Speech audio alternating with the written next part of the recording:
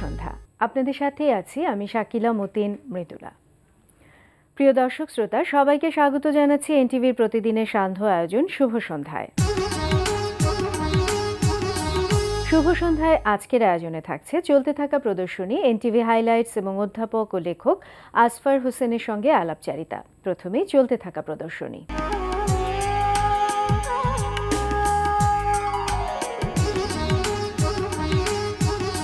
শুরুতেই জানিয়ে দিচ্ছি চলতে থাকা প্রদর্শনীর সময়সূচি। ধানমন্ডির আলিয়াস প্রসেসের লা গ্যালারিতে প্রদর্শিত হচ্ছে দলীয় চিত্রকলা প্রদর্শনী পাবে সামান্যে কি তার দেখা। বিকাল ৩টা থেকে রাত ৯টা এই সময় প্রদর্শনী চলবে ১৭ মে পর্যন্ত। মোহাম্মদপুর আজিজ মহল্লার স্টুডিও 6x6 অনুষ্ঠিত হচ্ছে ফারহানা আফরোজ বাপ্পি ও নাজিব তারিকের যৌথ চিত্রকলা প্রদর্শনী নির্মাণ। বিকাল ৩টা থেকে রাত ৯টা এই সময় প্রদর্শনী চলবে ১৫ মে পর্যন্ত। এবার এনটিভি হাইলাইটস।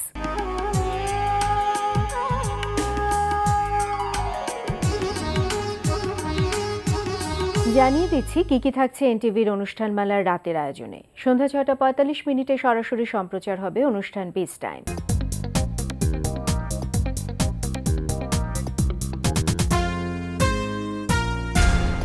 রাত ৮টা ২০ মিনিটে থাকছে এজাজ মুন্নার রচনা ও পরিচালনায় ধারাবাহিক নাটক আস্থা। আপনি আমাকে বলে দিন কোনটা বলা ঠিক কোনটা বলা বেঠিক, তাহলে আমার জন্য সুবিধা হয়। তোমার সম্পর্কে আমার যা জানবার সেটা জানা হয়ে গেছে, নতুন করে আমি আর কিছু জানতে চাই। কিন্তু জেনে রাখা তো ভালো, কারণ পরে যখন আপনি জানতে পারবেন তখন ভাববেন যে ডায়না আমার কাছে এই কথাগুলো গোপন করেছিল। রাত ৯টায় প্রচার হবে ওয়াহিদুল ইসলাম শুভ্রর পরিচালনায় রান্না প্রতিযোগিতামূলক অনুষ্ঠান রূপচাঁদা the daily star super chef ২০১৭।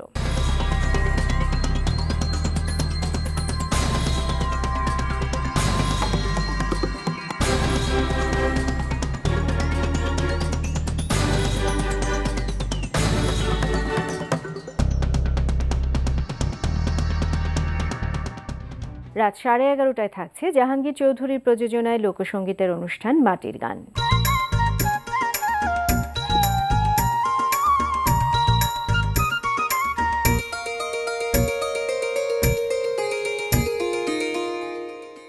এই ছিল এনটিভি অনুষ্ঠানমালার হাইলাইটস। এরপর আসছে আলাপচারিতা।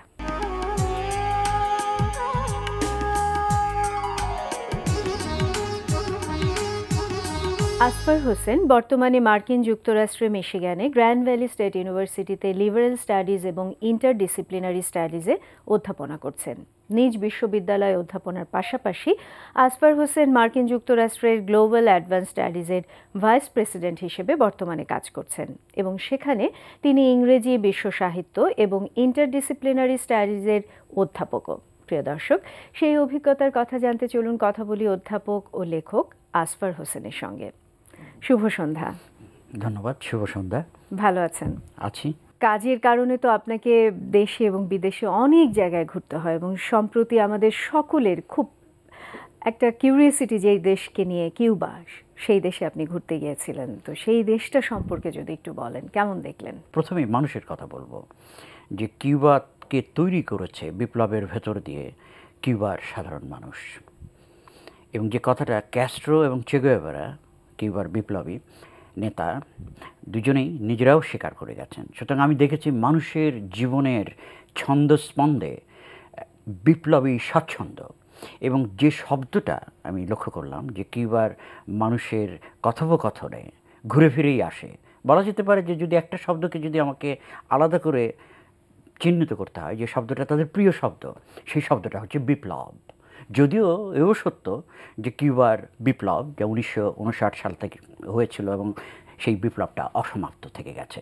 সুতরাং এই স্বাচ্ছন্দ্য তাদের জীবনের এটি লক্ষ্য করেছি। আমি কিউবার হাভানায় গিয়েছিলাম এবং সেখানে গিয়েছিলাম আমাকে একটা বক্তৃতা করার জন্য আমন্ত্রণ জানিয়েছিল ইউনিভার্সিটি অফ হাভানা, এবং আমাদের global centre for advance studies যার আমি সহসভাপতি, আমরা এটা একটা সিম্পোজিয়াম এর আয়োজন করেছিলাম। সেই সিম্পোজিয়ামে আমি কিউবার বিপ্লব এবং ফিডেল ক্যাস্ট্রোর তাৎপর্য নিয়ে কথা বলেছি, এবং সেখানেও কিউবানদের সঙ্গে হাভানায় এমএলকে সেন্টারে আমার কথোপকথন, আমার মত বিনিময় হয়েছে, এবং তার থেকে অত্যন্ত পরিষ্কার যে কিউবার এই যে জীবন, এই জীবনটা তৈরি হয়েছে আজ, যেখানে আমরা দেখি অসাধারণ শিক্ষা ব্যবস্থা, এবং যে শিক্ষা ব্যবস্থার ধারে কাছে যাওয়ার মতো পৃথিবীর কোনো দেশ আছে বলে আমি মনে করি না। তাদের যে অসাধারণ হেলথ কেয়ার সিস্টেম, যার ধারে কাছে যাওয়ার মতো কোনো দেশ আছে বলে আমি মনে করি না। এই সমস্ত কিছু হচ্ছে কিউবার জনগণের, সাধারণ মানুষের সংগ্রামের ফসল, আপনি যেটা যা বললেন দেখে যে আমি অত্যন্ত আনন্দিত এবং অনুপ্রাণিত হয়েছি। সচরাচর আন্তর্জাতিক মিডিয়া কিউবাকে যেভাবে চিত্রায়িত করে, যেভাবে তুলে ধরে, আন্তর্জাতিক বুর্জোয়া গণমাধ্যম যেভাবে কিউবাকে চিত্রায়িত করে, তার বিপরীত চিত্র আমি দেখে এসেছি এবার কিউবায়।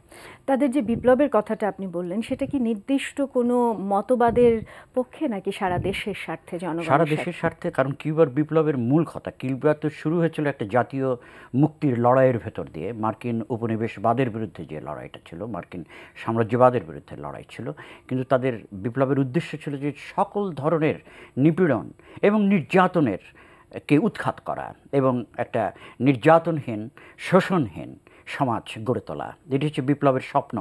সেই স্বপ্ন যে সাধিত হয়েছে পুরোপুরি সেটা বলা যাবে না। আমাকে এখানে একটা কিউবার একজন ট্যাক্সি ড্রাইভারের সঙ্গে আমার যখন প্রথম কথা হচ্ছে, সেই ট্যাক্সি ড্রাইভার আমাকে যা বলেছে তা আমার চিরদিন মনে থাকবে। বলেছে যে কিউবা কোনো স্বর্গ নয়, কিউবার সমস্যা আছে, কিন্তু আমরা কিউবার মানুষ, আমরা জানি কিভাবে লড়াই করতে হয়, আমরা জানি কিভাবে মার্কিন সাম্রাজ্যবাদের বিরুদ্ধে লড়াই করতে হয়। অত্যন্ত স্পষ্ট করে ট্যাক্সি ড্রাইভার কথাটা আমাকে বলেছে। আর্নেস্ট হেমিংওয়ের জাদুঘরটিকে দেখা হয়েছিল। ওটা আসলে আর্নেস্ট হেমিংওয়ে যে বারে বসে উনি সময় কাটাতেন, তার প্রিয় বার, যার নাম হচ্ছে এল ফ্লোরিদিতা, এবং সেখানে আমার যা হয়েছিল আমার কিউবান কমিউনিস্ট কমরেডদের সঙ্গে। তো সেখানে গিয়ে আমরা বসে প্রথমেই আমি আর্নেস্ট হেমিংওয়ের বাস্ট যে মূর্তি, সেটা দেখার সাথে সাথে আমার একটা অদ্ভুত অনুভূতি। আমি ফিরে এসেছিলাম বাংলাদেশে, অর্থাৎ বাংলাদেশে উপস্থিত ছিল কিউবায়। কী অর্থে? এই আর্নেস্ট হেমিংওয়েকে আমি পড়েছি আমি যখন 10ম শ্রেণীর ছাত্র। সম্পূর্ণ পড়ে বুঝে উঠতে পেরেছি তা বলবো না, কিন্তু পরে বিশ্ববিদ্যালয়ে গিয়ে ইংরেজি বিভাগে পড়তে গিয়ে আমার প্রিয় শিক্ষক কাইসার হক এই ঔপন্যাসিক, মার্কিন ঔপন্যাসিক আর্নেস্ট হেমিংওয়ের চোখা ঋজু বাক্যের তাৎপর্য বুঝিয়েছিলেন। সহজ সাবলীল, অনিবার্য ছন্দময়, চোখা বাক্যের। তখন সেই মুহূর্তে আমার ঢাকার কথা মনে পড়েছিল। আর্নেস্ট হেমিংওয়ের ওই জায়গায় গিয়ে ঢাকার কথা মনে হচ্ছিল, এবং ঢাকায় একসময় আমরা আর্নেস্ট হেমিংওয়ে কীভাবে পড়েছি। এখানে বলার দরকার যে আর্নেস্ট হেমিংওয়ের কিন্তু প্রিয় জায়গা ছিল কিউবা। তিনি কিউবায় ছিলেন, কিউবা তার দ্বিতীয় হোম ছিল, তিনি বলতেন এক সময়। বেশ সময় তিনি কাটিয়েছেন কিউবায়। কিউবায় তিনি লিখতেন, তার দ্বিতীয় স্ত্রীর সঙ্গেও তিনি কিউবায় থেকেছেন, কিউবায় তিনি মাছ ধরেছেন, কিউবায় তিনি শিকার করেছেন। সুতরাং কিউবা তার খুব প্রিয় জায়গা। অনেকে হয়তো জানে না যে আর্নেস্ট হেমিংওয়ে নোবেল পুরস্কার পেয়ে যে টাকাটা পেয়েছিলেন, সে টাকাটাও কিউবাকে দিয়েছেন। সুতরাং এই ধারণাটা কিন্তু খুব ভুল যে আর্নেস্ট হেমিংওয়ে কেবলমাত্র বুর্জোয়া লেখক, মার্কিন লেখক। সাধারণত একটি দেশের যে জীবনযাপন এবং সার্বিক পরিস্থিতি, তার প্রভাব একটা সাহিত্যে থাকে। কিউবার সাহিত্যের ক্ষেত্রেও কি সেটা প্রযোজ্য? নিঃসন্দেহে। আর কিউবার সাহিত্যের এলাকা ভীষণ বিস্তৃত বর্তমান সময়। আমার কিউবার থাকার সময় হাভানায় লেখকদের সঙ্গেও মতবিনিময় হয়েছে, এবং অত্যন্ত পরিষ্কার যে তাদের বিচরণের ক্ষেত্র, পরিব্রাজনার ক্ষেত্র অত্যন্ত বিস্তৃত। সুতরাং এক কথায় সমকালীন কিউবা সাহিত্যকে আমরা চরিত্রায়িত বা বিশেষায়িত করতে পারবো না, কিন্তু তারপরেও কতগুলো প্যাটার্ন আমার মনে হয় চিহ্নিত করা সম্ভব। তার মধ্যে একটা হচ্ছে এই যে তারা নিরীক্ষা করছে, নিরীক্ষামূলক, কিন্তু নিরীক্ষা আবার এলিয়েনেটেড না। নিরীক্ষাও জীবন ঘনিষ্ঠ, সময়ের সাথে সম্পর্কিত, এবং তাদের ইতিহাস চেতনা অত্যন্ত প্রবল। সেটাকে ঠিক রেখে নিরীক্ষা চলছে, এবং সেটাকে বিভিন্নভাবে, সেটা কোনো না কোনোভাবে তাদের কাজে এসে উপস্থিত হচ্ছে।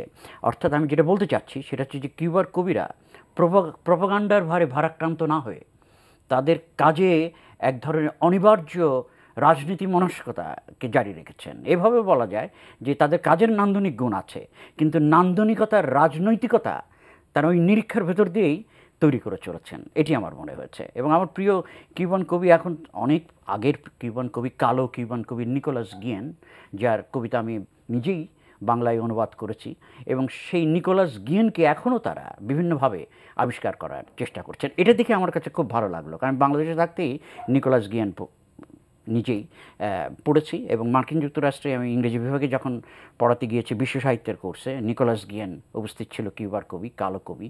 আমার বলা যেতে পারে অত্যন্ত প্রিয় কবি। আমার বেশ কিছু প্রিয় কবি আছে, তার মধ্যে অন্যতম নিকোলাস গিয়েন। তো নিকোলাস গিয়েন নিয়ে আমি কিউবার লেখকদের সঙ্গে, কবিদের সঙ্গে আলাপ করেছি, তারা এখনও নিকোলাস গিয়েনকে যথেষ্ট মানে। এছাড়া কিউবার অন্যান্য কবিদের কিছু কথা বলতে হয়, যেমন ডমিঙ্গো আলফোনসো, তারপরে রয়েছে রবার্তো ব্রান্ডলি, সেজার লোপেজ এবং আরেকজন কিউবান কবি যাকে আমি অনেক আগের থেকেই অধ্যয়ন করছি, তার নাম হচ্ছে রবার্তো ফার্নান্দেজ রেতমার। এইসব কবিদের কাজ নিয়েও বেশ তাদের কবিতা আপনি যেটা বললেন যে নিরীক্ষার ভেতরে রাজনৈতিক সচেতনতা এটাই প্রাধান্য পেয়েছে এবং সাধারণ মানুষের জীবনের সাথে ঘনিষ্ঠ এবং সাধারণ মানুষের রাজনৈতিক মানসিকতা, প্রকৃতি প্রেম, সেগুলো প্রকৃতি প্রেম, কিন্তু প্রকৃতি প্রেম এগুলো সমস্ত কিছু উপস্থিত হচ্ছে কোনো এলিয়েনেটেড ফর্মে না, এটা উপস্থিত হচ্ছে সাধারণ মানুষের জীবনকে স্পর্শ করেই, বাস্তবতাকে ঘিরে। এবং বাস্তবতাকে ঘিরে তো বটেই, আর বাস্তবতা তো বিচিত্র মাত্রিক, বহুমাত্রিক। কিন্তু যেটি আমার কাছে মনে হয়েছে যে বুর্জোয়া সাহিত্য যেভাবে এলিয়েনেটেড ফর্ম তৈরি করে, বিচ্ছিন্ন ফর্ম তৈরি করে, সেটাকে বোধহয় কিউবার সাহিত্য অনেকটা অতিক্রম করেছে। অনুকরণ প্রিয়তা কিউবার লেখকদের মধ্যে অত্যন্ত কম। তারা নিজেদের মতো করেই লিখতে চায়। আমাদের যেমন পশ্চিমা মুলুকের সাহিত্যকে অনুকরণ করতে হবে, এর অর্থেই না যে পশ্চিমা সাহিত্য আমাদের পড়তে হবে না, অবশ্যই পড়তে হবে। আমি প্রভাবিত হওয়া সবসময় যে খারাপ জিনিস তাও না, পড়ে না কিংবা অনুসরণ করে, কিন্তু অনুকরণ প্রিয়তা নিজস্বভাবে, সেটি একটি গুরুত্বপূর্ণ বৈশিষ্ট্য বলে আমার কাছে মনে হচ্ছে এবং সেটা আমাকে যথেষ্ট অনুপ্রাণিত করেছে। এবারে আসি বাংলা সাহিত্যে। আমরা মনে করি যে রবীন্দ্রনাথ ঠাকুর তার সাহিত্যের মধ্য দিয়ে বাংলা সাহিত্যকে বিশ্বের দরবারে পৌঁছে দিয়েছেন। তারপরে আপনি যেহেতু দেশে এবং বিদেশে সাহিত্যিকদের সাথে কাজ করছেন, তো আপনার কাছে কি মনে হয় যে তারপরে বাংলা সাহিত্যকে বিদেশের দরবারে পৌঁছে দেওয়া সম্ভব হয়েছে কি? না, মোটেই না। এটা বলা দরকার যে বাংলা সাহিত্য শুধু বিশ্বের সাহিত্য কেন, বাংলা সাহিত্য আমাদের নিজেদের এলাকায়ও উপেক্ষিত। বাংলা সাহিত্য এটা আমাদের নিজেদের দেশেই তো উপেক্ষিত। বাংলা সাহিত্যের যে সমালোচনা যতদূর এগোনোর কথা, সেটা তো ততটুকু এগোই নেই, কিছু ব্যতিক্রম বাদে। এটি আমাদের দেশের অবস্থা। আর বিশ্বের দরবারে আমরা বলি না যে রবীন্দ্রনাথ ছাড়া আমাদের আর কোনো কবি নেই। রবীন্দ্রনাথও পর্যন্ত উপেক্ষিত। যে রবীন্দ্রনাথকে পাঠ করা হয় সেই রবীন্দ্রনাথ একটা বিশেষ ধরনের রবীন্দ্রনাথ, ঋষি রবীন্দ্রনাথ এবং সুফি রবীন্দ্রনাথ, এই ধরনের একটা ইমেজ এখনও রয়েছে। যদিও রবীন্দ্রনাথের কাজের তো ব্যাপ্তি, সেই ব্যাপ্তির সাথে তো বিশ্বের লোকের যে পরিচয়, সে পরিচয় তেমনভাবে ঘটেনি, এটা বলতে চাবে। যদিও কিছু চেষ্টা আছে, বেশ কিছু অনুবাদ রবীন্দ্রনাথের এখন হয়েছেও। শুধু রবীন্দ্রনাথ কেন, আমাদের পঞ্চকবি, জীবনানন্দ, আমরা সব কিছু নিয়ে কাজ করতে পারি। হ্যাঁ, সব কিছু নিয়ে করার দরকার। রবীন্দ্রনাথও কিন্তু স্প্যানিশ সাহিত্যের জগতে রবীন্দ্রনাথ একসময় বেশ আদৃত হয়েছিলেন। আবার সেই স্প্যানিশ সাহিত্য জগতে রবীন্দ্রনাথকে ভুলে যাওয়া হয়েছিল, আবার রবীন্দ্রনাথকে মনে করা হচ্ছে, এরকম একটা বিষয় যাচ্ছে। কিন্তু আমাদের কবি একমাত্র রবীন্দ্রনাথ তো নন, আমার নজরুলের কথা অবশ্যই বলতে হবে। এবং এই প্রসঙ্গে না বলে পারছি না যে কিউবায় আমার আর একটা কাজ ছিল, সেটা হচ্ছে যে নজরুলকে নিয়ে আলোচনা করা। আমি যখন নজরুলকে নিয়ে আলাপ করছিলাম ক্যাফেতে, ওয়ার্কার্স কোঅপারেটিভের একটা ক্যাফেতে, কিউবান কমিউনিস্ট লেখকদের সঙ্গে বসে, তখন নজরুল নিয়ে আমি যখন আলাপ করছিলাম, সেই হাভানার দুপুর, সমস্ত মনে হচ্ছে যে সমস্ত শহর, সমস্ত নগর তখন দুপুর উপুর করে ঢেলে নিয়েছে। এরকম একটা দুর্দান্ত রৌদ্রস্নাত দুপুরে যখন নজরুলের অগ্নিঝরা কবিতা নিয়ে আমি বিশেষ করে তার রাজনৈতিক কবিতা নিয়ে আমি যখন আলাপ করছিলাম, তখন কিউবার লেখকদের মধ্যে দুজন বলে উঠল, আসলে নজরুল কিন্তু কিউবারও কবি হতে পারে। নজরুল শুধুমাত্র বাংলাদেশের কবি বা বাংলার কবি, বাংলা ভাষার কবি না, নজরুল তো কিউবারও কবি, আমাদের কবি, আমাদের প্রাণের কবি। এই যে সংহতির যে বিষয়টা দেখে বিপ্লবের ভাষাটা এক, হয়তোবা বিপ্লবের ভাষাটাও যে এখন মিলিয়ে দিচ্ছে, এই বিষয়টা আমার অভিজ্ঞতায় চিরদিন থেকে যাবে। ওই সময় বলতে দ্বিধা নেই যে আমার চোখে প্রায় পানি এসে গেছিলো যখন আমার কিউবার কমরেডরা বলে উঠছিল, নজরুল আমাদেরও কবি, কিউবারও কবি। আপনি মার্কিন যুক্তরাষ্ট্র এবং অন্যান্য অনেক দেশে ছাত্রছাত্রীদেরকে পড়াশোনা করিয়েছেন এবং এখন বাংলাদেশেও আপনি পড়াচ্ছেন। সেক্ষেত্রে আপনার শিক্ষা দানের যে পদ্ধতিটা, সেটা বাংলাদেশে একরকম, বিদেশে একরকম। আপনি বাংলাদেশে এসে কোনটা অনুসরণ করেন? সাহিত্য যখন পড়াই, যদিও আমি শুধু সাহিত্য পড়াই না, আমি সাহিত্য পড়াই, সংস্কৃতি তত্ত্ব পড়াই, রাজনৈতিক অর্থনীতি পড়াই, যাকে ইন্টারডিসিপ্লিনারি স্টাডিজ বলে, তাও পড়াই। সুতরাং আমার পড়ানোর এলাকাটা বেশ বিস্তৃত। কিন্তু সাহিত্য যখন পড়াই, তখন আমি মনে করি যে সাহিত্যের পাঠটা জগতের সঙ্গে, সময়ের সঙ্গে, ইতিহাসের সঙ্গে সম্পর্কিত হতে হবে। সাহিত্য যদি জীবনকে নিয়ে হয়, আমি মনে করি যে আমাদের যাপিত জীবনের তাবৎ অনুশীলনের সমগ্রই সাহিত্যের উপজীব্য হতে পারে। যদি সেই হয়, তাহলে সাহিত্যের সঙ্গে ইতিহাসের সম্পর্ক আমাদেরকে দেখতে হয়, পরখ করতে হয়। সাহিত্যের সঙ্গে অর্থনীতির সম্পর্ক পরখ করতে হয়, সংস্কৃতির সম্পর্ক পরখ করতে হয়।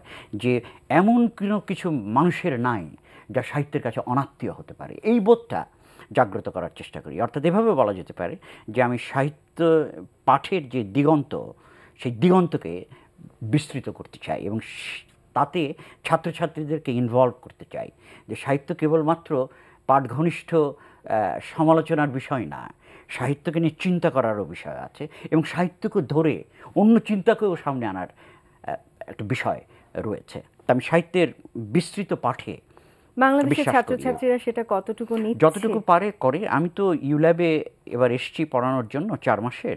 আমি এখানে পড়াবো ক্যারিবীয় সাহিত্য MA ক্লাসে এবং আন্ডার গ্র্যাজুয়েট লেভেলে পড়াবো হচ্ছে বিশ্ব সাহিত্য।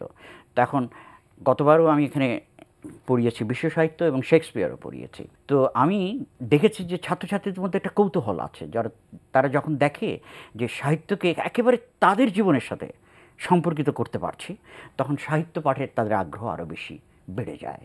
কারণ একটা ছাত্রছাত্রীর নিজের জীবন যদি সাহিত্যে উপস্থিত আমি না করার সুযোগ করে না দিতে পারি, তাহলে তো সেই সাহিত্য পাঠে ছাত্রছাত্রীদের আগ্রহ তৈরি করা সম্ভব। অবশ্যই সাহিত্য নিয়ে সমালোচনামূলক গ্রন্থ লিখছেন, সমালোচনামূলক সেমিনার করছেন, পড়াচ্ছেন, তার পাশাপাশি লেখালেখি নিয়েও ব্যস্ত।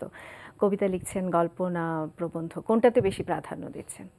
আমি তো মাঝে মাঝে বলা মুশকিল, আমার আগ্রহের এলাকা বিস্তৃত এবং সেটি বোধহয় একটা সমস্যাও তৈরি করে। তবে গদ্য লিখি, মূলত আমি গদ্য লিখি, নিজেকে কবি বলার দুঃসাহস আমার নেই। তারপরে কবিতা লিখছি এবং কবিতা লিখি মাঝে মাঝে, বাংলাও লিখি, ইংরেজিতেও কিছু লিখেছি কবিতা। তো এই মুহূর্তে আমি যেগুলো কাজ করছি সেগুলো আমার বইয়ের ওপর কাজ করছি। আমার একটা ইংরেজি বই 2018 সালে আশা করি বেরোবে কলাম্বিয়া ইউনিভার্সিটি প্রেস থেকে। বইটার একটা শিরোনাম দিয়েছি, ইংরেজিতে হচ্ছে ইনসারেকশনারি ইন্টারডিসিপ্লিনারিটি। বইটার বিষয় হচ্ছে যে আমরা বিভিন্ন এলাকাকে যখন একসঙ্গে আনি পৃথিবীকে বোঝার জন্য, এই আনার ভেতর দিয়ে আমরা কিভাবে অসম ক্ষমতা সম্পর্ককে পুনরুৎপাদন করছি না তাকে চ্যালেঞ্জ করছি, এটি হচ্ছে বইয়ের বিষয়। কলাম্বিয়া ইউনিভার্সিটি প্রেস থেকে বেরোবে। আর বাংলাদেশে প্রেসে আমার কিন্তু 5টা বই বেশ সময় ধরে পড়ে আছে, এটা আমারই দোষ, আমার প্রকাশক আমাকে তাড়া দিচ্ছে বেশ সময় ধরে। আমরা অনেকগুলো ভালো বই পাচ্ছি আশা করছি আপনার কাছ থেকে। সময় একেবারে শেষ। আপনার সাথে কথা বলে আসলে খুবই ভালো লাগলো, জানার অনেক কিছু আছে, আগামীতে হয়তো আবারও কথা হবে। অনেক অনেক ধন্যবাদ। আপনাকেও ধন্যবাদ। প্রিয় দর্শক, কথায় কথায় আমরাও চলে এসেছি অনুষ্ঠানের শেষ প্রান্তে। আমাদের সঙ্গে যোগাযোগের ঠিকানা প্রযোজক শুভ সন্ধ্যা, NTV BSSC ভবন, 7তলা 102 কাজী নজরুল ইসলাম এভিনিউ, কারওয়ান বাজার, ঢাকা 1215। আমাদের ইমেল অ্যাড্রেস shubhosondha@ntvbd.com। প্রিয় দর্শক, NTVতে সম্প্রচারিত সংবাদ ও অন্যান্য সকল অনুষ্ঠান দেখতে লগ ইন করুন www.ntvbd.com-এ। সবার মঙ্গল কামনায় আজকের মতো এখানেই শেষ করছি। শুভ সন্ধ্যা।